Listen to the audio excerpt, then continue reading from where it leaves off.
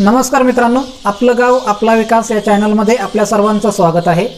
मित्रांनो, जे शेतकरी किंवा जी गावं पोकरा योजनेमध्ये समाविष्ट आहेत आणि ज्या शेतकऱ्यांनी पोकरा योजनेमध्ये वेगवेगळ्या योजनांसाठी अर्ज केलेला आहे त्या शेतकऱ्यांनी आता बिलं कशी अपलोड करायची। ज्यांना पूर्वसंमती मिळाली त्यांच्या शेतात स्थळ पाहणी झाल्यानंतर पूर्वसंमती मिळते। तुमचं स्प्रिंकलर असेल, शेततळं असेल, फळबाग लागवड असेल किंवा इतरही कुठल्या योजनेसाठी जर तुम्ही अर्ज केला असेल तर त्यानंतर तुम्हाला स्थळ पाहणी झाल्यानंतर तुम्हाला त्या ठिकाणी ते घटक राबवायचे असतात, त्या वस्तू खरेदी करायच्या असतात आणि त्याची बिलं जी आहे ती वेबसाईटवरती अपलोड करायची असतात आणि त्यानंतर मोका तपासणी होते आणि त्यानंतर तुमच्या खात्यावर सबसिडी मिळते।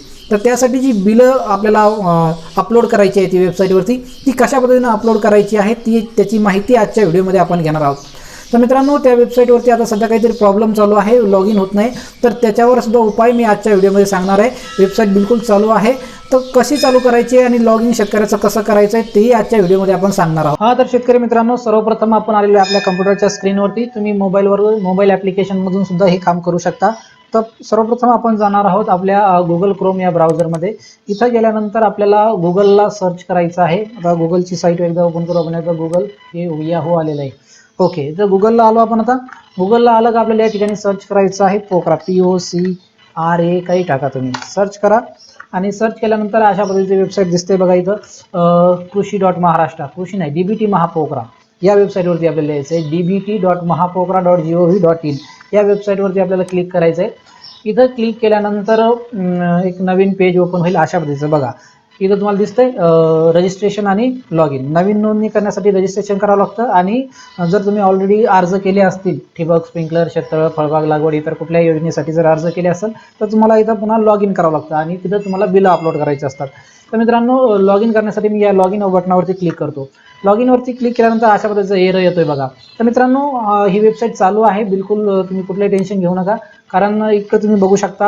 हे बघा, पोकरांचे जे सेल्फ हेल्प ग्रुप असतील किंवा शेतकऱ्यांचे आत्मगट असतील त्यांचं लॉग इन या ठिकाणी होत आहे। त्यानंतर दुसरा जो मुद्दा आहे इकडं अधिकारी लॉग इन ते पण होत आहे, परंतु शेतकऱ्याचं लॉग इन होत नाही। त्याचं कारण असं आहे की या ठिकाणी तुम्ही लॉग इनवर क्लिक केल्यानंतर ही जी लिंक तुम्हाला इथं दिसते ती चुकीची लिंक ओपन होत आहे, त्यामुळं इथं प्रॉब्लेम आहे। तर तुम्हाला ही जी लिंक आहे ती मी तुम्हाला डिस्क्रिप्शनमध्ये देऊन टाकेल, तुम्ही तिथूनही या वेबसाईटवरती येऊ शकता। तर इथं तुम्हाला काय करायचं आहे बघा, इथं हे जे दिसतंय ना farmer log in dbt.mahapokra.gov.in farmer log in, 2 वेळेस फार्मर लॉग इन आलेलं आहे। तर आपण हा जो स्लॅश आहे फार्मर लॉग इन, तर इथून आपण काय टाकणार, इथं रजिस्ट्रेशन टाकणार आहे। फार्मर लॉग इनचा हा शब्द काढून टाका आणि इथं टाकायचं आहे रजिस्ट्रेशन। रजिस्ट्रेशन शब्द टाकल्यानंतर एंटर मारा, ही वेबसाईट सुरू होईल बघा। अशा पद्धतीचं तुम्हाला दिसतं इथं लॉग इन आता। ओके, तर तुमचं जर ओपन होत नसेल ही वेबसाईट तर तुम्ही डिस्क्रिप्शनमध्ये लिंक आहे तिथं क्लिक करा आणि तिथून या वेबसाईटवरती याल। त्यानंतर इथं तुम्हाला बायोमेट्रिक चूज करायचं आहे। आता आपण इथं बायोमेट्रिकसाठी आपलं मशीन या ठिकाणी जोडू। चलते बाबा,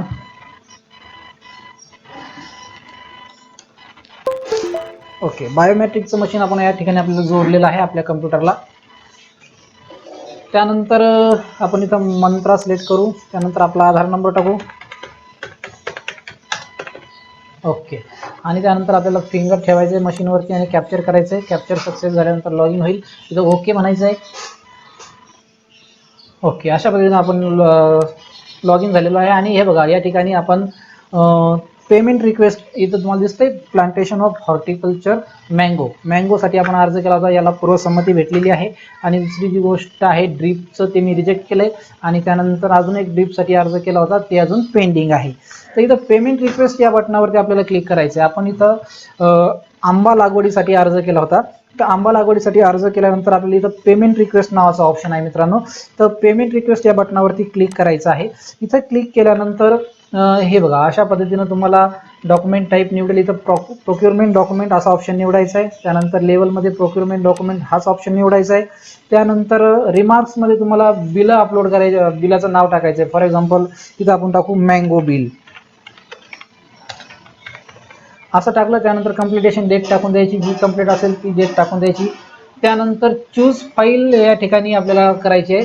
आता फाईल चूज करताना मित्रांनो तुमची जी काही बिलं असतील आंबा लागवडीची, नर्सरीची, ती बिलं या ठिकाणी अपलोड करायची आणि ॲड करायचं आहे। ॲड केल्यानंतर या ठिकाणी सबसिडी आपल्याला टाकायची, तुमची किती खर्च झालेला आहे, तुमच्या घटक राबवण्यासाठी जो काही खर्च झाला असेल तो या ठिकाणी तुम्हाला टाकायचा आहे आणि नंतर त्याला सबमिटचा ऑप्शन येईल, या ठिकाणी सबमिट करायचं आहे. तर मित्रांनो ही बिलं कशी असतात मी तुम्हाला एकदा दाखवून देतो.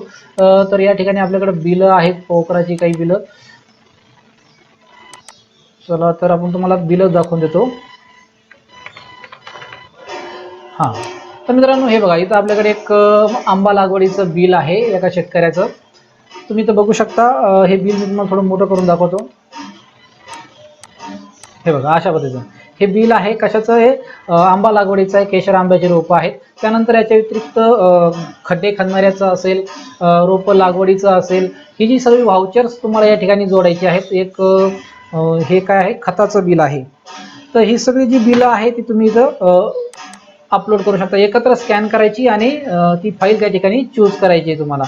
तर ही गोष्ट तुमच्या आता ध्यानात आली असेल. हे झालं आंबा लागवडीचं बिल आहे. अजून तुमच्या आपल्याकडे बिलं आहेत काही ठिबकची असेल, स्प्रिंकलरची असेल, ती बिलं पण मी तुम्हाला या ठिकाणी दाखवतो. चला तर आपण जाऊ पिक्चर्समध्ये आणि हे बघा, स्प्रिंकलरचं असेल तर आता आपल्याकडे कोणतं बिल आहे? स्प्रिंकलरचं बिल आहे. तर स्प्रिंकलरचं हे अशा प्रकारचं बिल असेल. त्यानंतर एक वितरक साठा प्रमाणपत्र असतं, तर ते या ठिकाणी जोडायचं आहे आणि एक आलेख. तर या गोष्टी आपल्याला या ठिकाणी एकत्र स्कॅन करून त्या ठिकाणी अपलोड करायच्या आहेत मित्रांनो.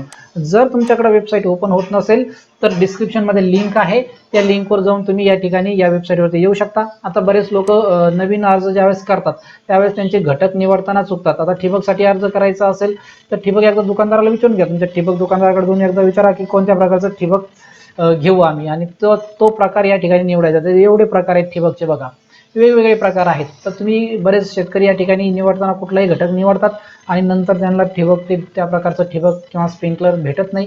त्यामुळे एकदा दुकानदाराशी चर्चा करून या की कोणत्या प्रकारचं ठिबक आम्ही घ्यावा, कोणत्या प्रकारसाठी अर्ज करावा. तर मित्रांनो नक्कीच तुम्हाला व्हिडिओ आवडला असेल तर लाईक करा, चॅनलवर नवीन आले तर सबस्क्राईब करा.